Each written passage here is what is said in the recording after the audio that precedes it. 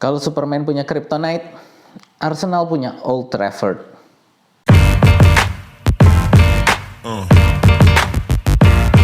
Yeah.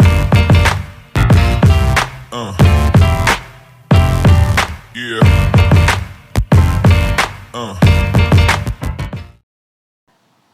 Hey teman-teman, ketemu lagi dengan saya Osi. Kali ini sekali lagi kita akan membahas rekap pertandingan Big Six. Seperti biasa, saya informasikan dulu bahwa kriteria saya Big Six ini adalah pertandingan tim-tim yang mencapai 6 besar di musim lalu. Jadi ini adalah Manchester City, Liverpool, Chelsea, Tottenham Hotspur, Arsenal, dan Manchester United. Oke. Saya ingin menginformasikan juga bahwa kali ini saya akan sedikit merubah format rekap saya, karena saya merasa juga setiap minggu kayaknya nggak bisa nonton setiap pertandingan juga gitu, jadi agak kurang pas juga ya. Jadi saya mungkin untuk selain Arsenal, saya akan berbicaranya rekapnya lebih ke apa yang saya anggap menarik aja gitu, karena rata-rata akhirnya kebanyakan saya hanya nonton di highlights-nya gitu. Jadi apa yang saya lihat lebih banyak di situ. Oke, tidak berlama-lama untuk rekap yang pertama kita akan melihat pertandingan Everton dengan Liverpool. Everton dengan Liverpool ini berakhir dengan 0-0 dan saya lihat Liverpool ini mainnya membosankan sekali ya. Saya nggak tahu nih apa yang terjadi sama Liverpool, tapi pertandingan mereka ini kayaknya nggak ada gregetnya, kurang fight-nya gitu loh. Entah kenapa rasanya saya lihat Liverpool ini musim ini gregetnya kurang sekali gitu. Jadi nggak tahu kenapa, apakah karena kehilangan Sadio Mane atau kehilangan DOF mereka ya. DOF mereka kan baru diganti gitu, apakah karena itu gitu. Jadi intinya sih saya lihat Liverpool ini kurang banyak berkutik lah ya untuk musim ini. Saya harap juga akan segera ada perbaikan, karena nggak seru juga nih Liverpool kalau permainannya kayak gini terus gitu ya. Berikutnya ini Tottenham melawan Fulham. Ya, Tottenham menang 2-1 dan ini juga kalau dari catatan saya nggak ada yang terlalu menarik ya. Ini Harry Kane mencatatkan gol di menit ke-75 dan Højbjerg di menit 40. Alexander Mitrovic ini membukukan gol balasan di menit ke-83. Itu aja sih untuk Tottenham dan Fulham. Berikutnya untuk Chelsea dan West Ham. Chelsea dan West Ham ini juga cukup seru sih gitu ya saya lihat, cuman Chelsea agak beruntung nih bisa keluar dengan 3 poin gitu ya, karena seharusnya ada gol penyeimbang ya dari West Ham ini yang harusnya bisa menjadi gol di menit-menit akhir, tapi dianulir karena dianggap ada ada pelanggaran terhadap kipernya Chelsea ini, Mendy ya. Sebenarnya sih kalau saya lihat, kalau kita lihat dari highlights-nya, rekapnya itu, kalau kita slow motion gitu, sebenarnya nggak ada pelanggaran ya. Kalau dari saya harusnya itu golnya tetap bertahan 2-2. Tapi ya mau gimana lagi gitu ya, setelah dicek VAR gol dianulir karena dianggap ada pelanggaran, padahal cuman kesenggol kakinya sedikit. Mendy itu langsung acting kayak ditendang aja, padahal cuman kesenggol kaki dikit gitu ya. Ya ini sih dari saya kalau untuk untuk pertandingan Chelsea dengan West Ham. Berikutnya ini Aston Villa melawan Manchester City. Ya ini juga rada kaget karena hasilnya 1-1. Ya ini sekali lagi Erling Haaland menambah pundi-pundi golnya di menit ke-50. Sayang hanya 1 gol. Lalu diikuti oleh Bailey ya, balasannya penyeimbang di menit 74. Ya ini agak kaget juga nih hasilnya cuman 1-1 gitu ya. Berikutnya ini yang saya mau bahas lebih mendalam lah ya.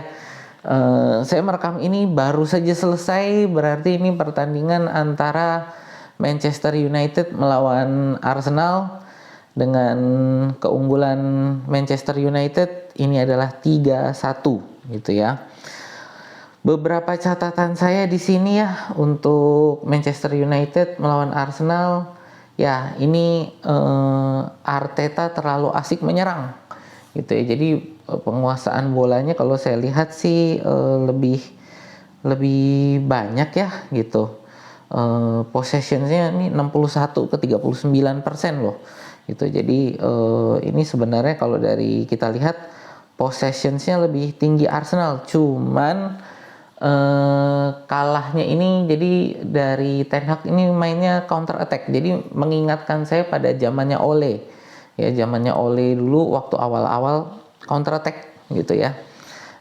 Dan itu nggak salah, nggak masalah, makanya saya selalu bilang sebenarnya Ole itu nggak jelek, cuman memang pada musim keduanya Ole ini dia nggak dikasih pemain yang cocok dengan filosofi dia gitu ya, jadi makanya dia gagal. Tapi nggak jelek karena permainannya Ole ini lebih pragmatis gitu ya.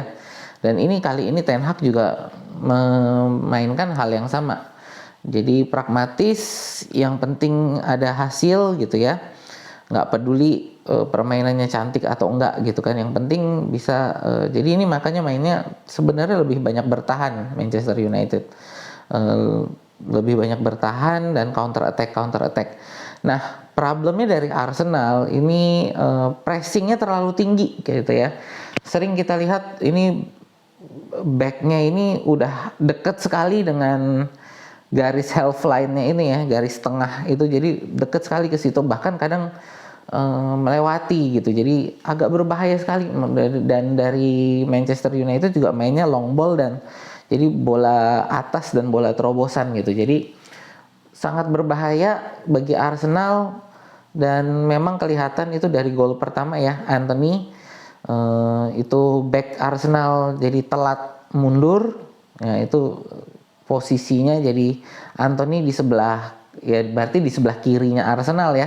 Di sebelah kirinya Arsenal itu dia pada posisi yang kosong gitu. Jadi tidak ada yang menjaga. Zinchenko terlalu ke depan, Saliba dan Gabriel Magalhaes juga telat gitu ya, telat mundur gitu. Jadi itu berakibat gol pertama dan berakhir di halftime di menit ke-45. Halftime itu tetap bertahan di 1-0 gitu. Nah, tidak lama di babak kedua. Jadi di babak kedua ini bisa dibalas oleh Bukayo Saka ya. Bukayo Saka ini berhasil mengambil kesempatan, ada kemelut di depan gawang gitu ya, dan dia berhasil mengambil 1 gol. Tadinya nggak begitu kelihatan tuh siapa yang ngegolin gitu, ternyata Saka berhasil membuka. Bukayo Saka akhirnya berhasil membuka rekening golnya. Jadi ini ya salah satu positifnya kita aja ya. Dari Bukayo Saka berhasil di menit ke-60 membuka pundi-pundi golnya. Berikutnya sekali lagi ini dari tadi backline, balik lagi ke backline-nya yang terlalu Arsenal pressingnya terlalu tinggi gitu ya. Dan ya sebenarnya tadi kalau dibilang jelek juga enggak ya pressingnya terlalu tinggi, karena pressing ini justru tadi bisa menghasilkan golnya Saka gitu. Dan makanya Arteta mempertahankan seperti itu gitu. Cuman pertahanannya Manchester United ini lebih kuat, jadi counter attack-nya lebih masuk gitu. Nah tadi sehingga di menit-menit terakhir Rashford bisa mencetak 2 gol gitu ya. Ini yang sangat disayangkan. Apa yang kita bisa ambil positifnya? Pertama, Bukayo Saka berhasil membuka pundi-pundi golnya.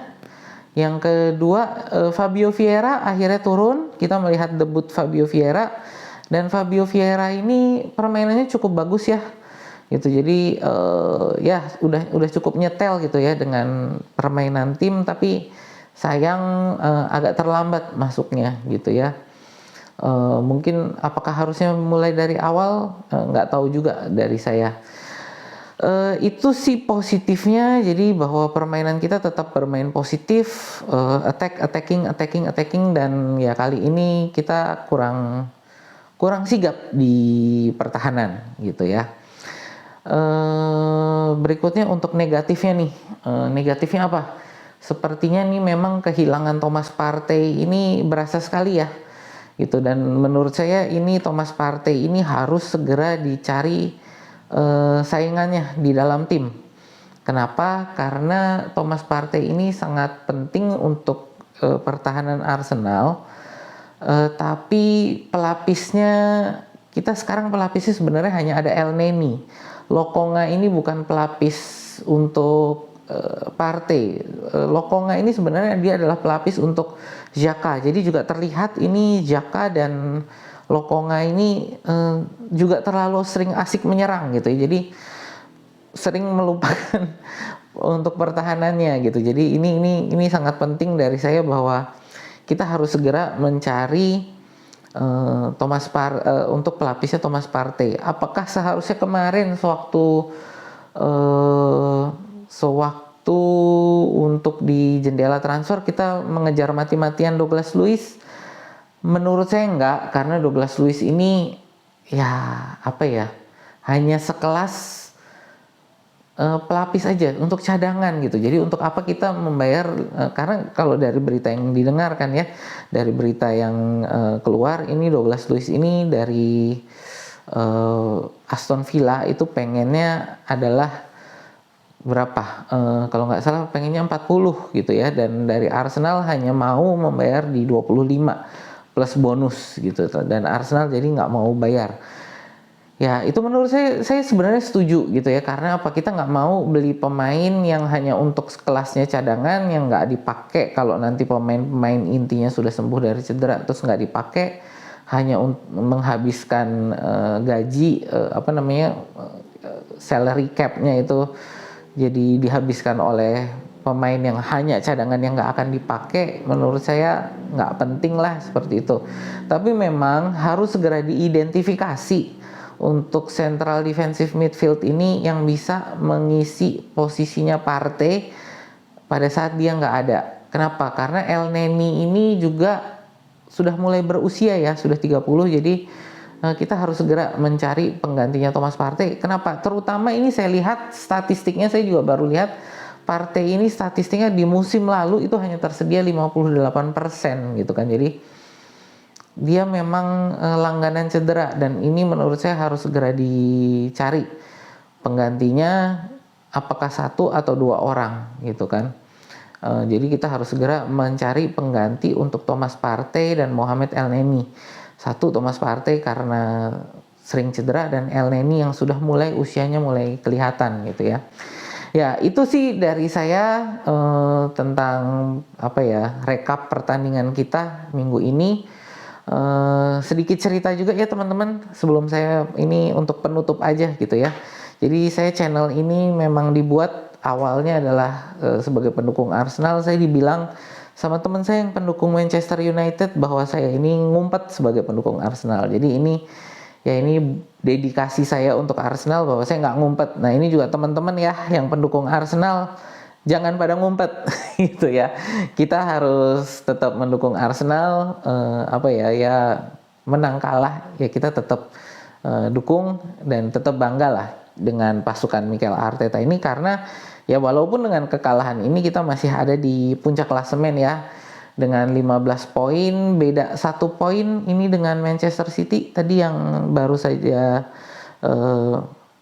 ditahan imbang oleh tadi Aston Villa ya gitu. Jadi ditahan imbang, jadi ya ini masih ada positifnya, kita masih ada di puncak klasemen gitu ya. Itu dari saya untuk rekap kita minggu ini. Sampai jumpa lagi nanti di yang berikutnya. Kita mungkin nanti akan ada esai bola lagi ya, nanti hari Rabu. Oke, itu saja dari saya. Terima kasih, sampai jumpa.